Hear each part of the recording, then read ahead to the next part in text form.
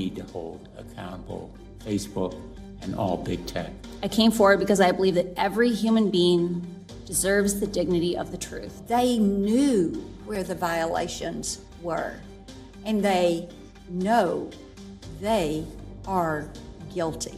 The company's leadership knows how to make Facebook and Instagram safer, but won't make the necessary changes because they have put their astronomical profits before people. How do you get that many underage accounts if you aren't turning a blind eye to them in the first place? The choices being made inside of Facebook are disastrous for our children, for our public safety, for our privacy, and for our democracy.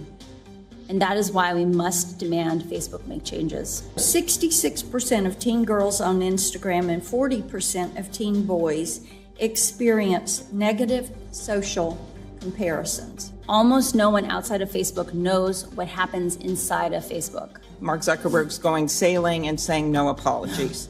Trust is earned, and Facebook has not earned our trust. They allowed 99% of their violent content to remain unchecked on their platform. The buck stops with him. The buck stops with him. Facebook is under the spotlight once again.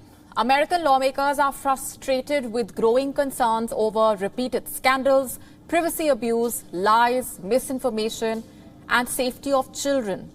And this time they have an insider to give them the real picture of what goes on inside Facebook's offices. The members of the Senate's Consumer Protection Subcommittee have convened a public hearing with Facebook's whistleblower, Frances Haugen. The focus is on safety of children, a particularly sore point for Facebook, and broader concerns, including toxic algorithm amplification. The chairman of the subcommittee, Senator Richard Blumenthal, shared the results of a recent experiment on Facebook. His own staff members created a dummy account of a teenage girl and shared a couple of posts on eating disorders and self-harm. Listen in to what the results of this experiment were. Everything Facebook does is to add more users and keep them on their apps for longer. In order to hook us, Instagram uses our private information to precisely target us with content and recommendations, assessing that what will provoke a reaction will keep us scrolling. Far too often, these recommendations encourage our most destructive and dangerous behaviors. We created a fake account, my office and I did, as a teen interested in extreme dieting and eating disorders. Instagram latched onto that teenager's initial insecurities. It then pushed more content and recommendations, glorifying eating disorders. That's how Instagram's algorithms can push teens into darker and darker places. Facebook's own researchers called it Instagram's, quote, perfect storm. Senator Marsha Blackburn pulled out data from leaked documents called the Facebook Files. It is a series of reports based on leaked internal Facebook research and narrates a story about an unstoppable snowball destroying everything in its path to the bank. Senator Marsha highlighted the significant number of teenagers who have fallen victim to the glamorous world of Instagram and its problematic standards of body image and beauty. Before you listen to this, I must repeat this data is derived from Facebook's internal research documents. And here you go, 66% of teen girls on Instagram and 40% of teen boys experience negative social comparisons. This is Facebook's research.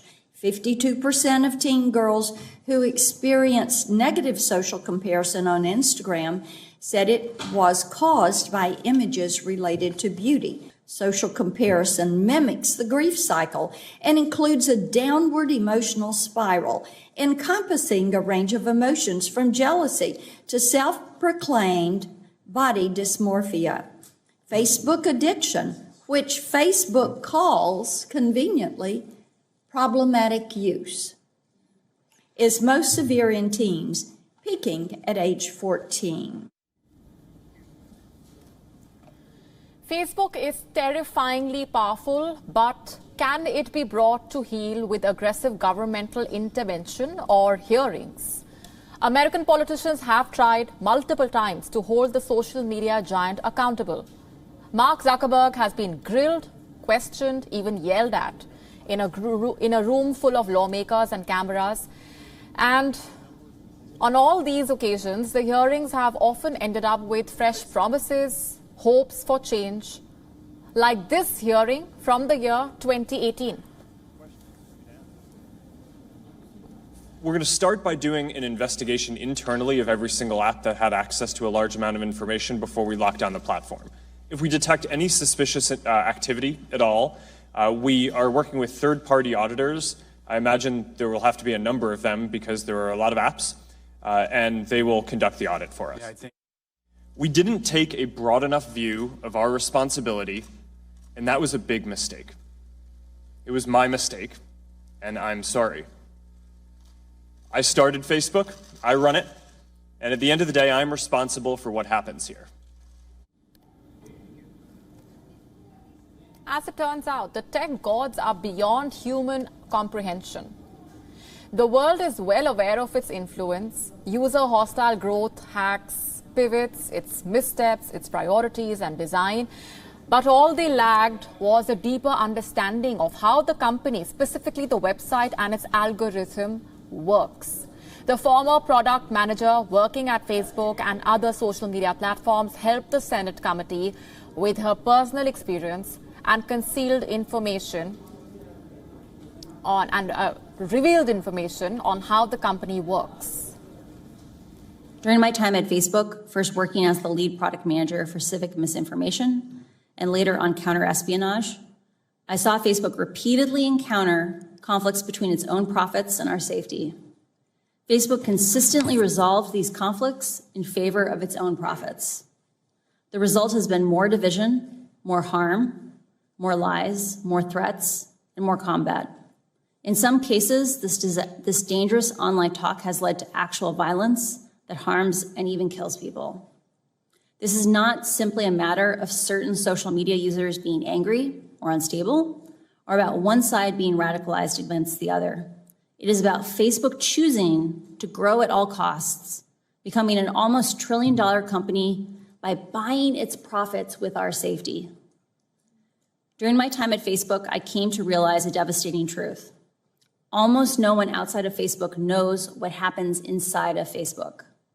The company intentionally hides vital information from the public, from the US government, and from governments around the world. The documents I have provided to Congress prove that Facebook has repeatedly misled the public about what its own research reveals about the safety of children, the efficacy of its artificial intelligence systems, and its role in spreading divisive and extreme messages. I came forward because I believe that every human being deserves the dignity of the truth. These problems are solvable.